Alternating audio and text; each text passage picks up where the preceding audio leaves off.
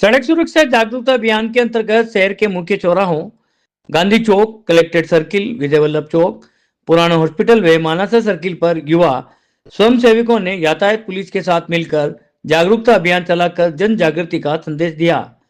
नेहरू युवा केंद्र के जिला युवा अधिकारी सुरमई ने बताया कि यातायात पुलिस के सहयोग से युवाओं ने गुलाब के फूल देकर सड़क सुरक्षा के नियमों की पालना करने, दो पहिया वाहन चलाते हुए हेलमेट का उपयोग करने, कार चलाते समय सीट बेल्ट का उपयोग करने, यातायात संकेतों का ध्यान रखते हुए वाहन चलाने की जानकारी देकर जागरूक किया।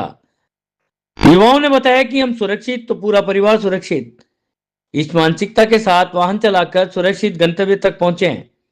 इस अभियान में लड़कियों की सहभागिता भी सराहनीय है।